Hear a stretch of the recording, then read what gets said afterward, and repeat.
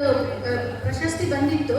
ಇವತ್ತು ನನ್ನ ಅಕ್ಕನ ಬಳಗದ ಅಕ್ಕ ತಂಗಿಯರು ನನ್ನ ಗುರುತಿಸಿ ಅದನ್ನು ಸರ್ಕಾರ ಅಂತ ತಿಳಿಯಲಿಲ್ಲ. ನಾನು ಅಜ್ಜ ಅವರಿಂದ ಆಶೀರ್ವಾದ ಕೊಡಿಸ್ಯಾರ. ಆ ಆಶೀರ್ವಾದ ಇನ್ನೂ ನನಗೆ ಹೆಚ್ಚಿನ ಸಾಹಿತ್ಯ ಸೇವೆ ಮಾಡೋದಕ್ಕೆ ಶಕ್ತಿ ನೀಡಲಿ ಅಂತ ನಾನು ಬಯಸ್ತೀನಿ.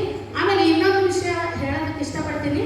ನಂದು ಒಂದೀಗ ಕವನ ಸಂಕಲನ ಬಂದೈತಿ, ಒಂದು ಗಜಲ್ ಸಂಕಲನ ಬಂದೈತಿ. ಈ ಕಥಾ ಸಂಕಲನ ತಯಾರಾಗಲಿ. ಆದರೆ ಇನ್ನೊಂದಂದ್ರೆ ನಾನು ಒಂದು 120 ಶರಣರ ವಚನಗಳಿಗೆ ನನಗೆ ತಿಳಿದ ಮಟ್ಟಿಗೆ ಇದು ಅಜ್ಜವರ ಒಂದು ಸಂಪರ್ಕದಲ್ಲಿ ಇದ್ದಿದ್ದರಿಂದ ಅಥವಾ ಅಜ್ಜವ್ರ ಮಟ್ಟಕ್ಕೆ ಬಂದು ಅವ್ರ ಆಶೀರ್ವಾದ ಪಡೆದಿದ್ದರಿಂದ ಏನೋ ಅವಕ್ಕೆಲ್ಲ ನನ್ನ ತಿಳಿದ ಮಟ್ಟಿಗೆ ನಾ ವಿಶ್ಲೇಷಣೆ ಬರ್ತೀನಿ ಅಂತ ಹೇಳಂಗಿಲ್ಲ.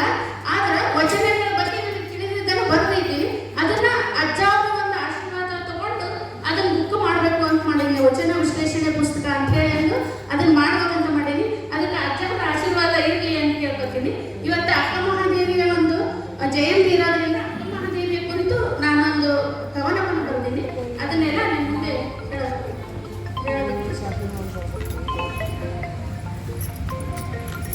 ಅಕ್ಕ ಅವರು ಬಹಳ ಮಾರ್ಮಿಕವಾಗಿ ಎಲ್ಲ ವಿಷಯವನ್ನು ಹೇಳ್ಬಿಟ್ಟಾರ. ಆದ್ರೆ ಒಂದು ಕವನದಲ್ಲಿ ಅದನ್ನ ನಾನು ಒಂದು ಸ್ವಲ್ಪ ಕೆಲವೇ ಸಾಲುಗಳಲ್ಲಿ ಹಿಡಿದಿಟ್ಟಿದ್ದೀನಿ. ಅದನ್ನ ನಿಮ್ಮ ಮುಂದೆ ಹೇಳ್ತಾ ಇದ್ದೀನಿ. ವೀರ ವಿರಾಗಿಣಿ ಅಕ್ಕ ಮಹಾದೇವಿ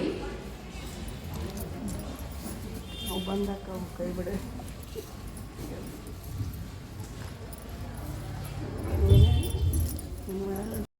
ಕುಲಕ್ಕೆ ತಂದೆ ಹೆಮ್ಮೆಯ ತುರಾಯಿ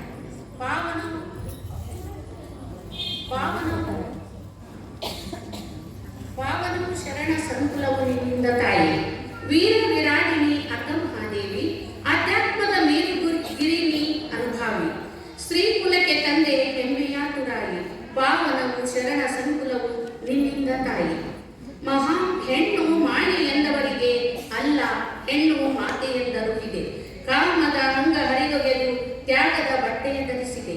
ಕಾಮದ ಅಂಗ ಹರಿದೊಗೆದು ತ್ಯಾಗದ ಬಟ್ಟೆಯ ಧರಿಸಿದೆ. ತನುವ ಮೋಹಿಸಿ ಬಂದ ಅರಸಗೆ ವಿವಸ್ತ್ರಳಾಗಿ ಭಕ್ತಿ ಪಥವ ತೋರಿದೆ. ತನುವ ಮೋಹಿಸಿ ಬಂದ ಅರಸಗೆ ವಿವಸ್ತ್ರಳಾಗಿ ಭಕ್ತಿ ಪಥವ ತೋರಿದೆ. ಭವದ ಜೀವನದ ಮುನಿಯಾಗಿಸಿದೆ. ಭವದ ಜೀವನದ ನಿಜವನರು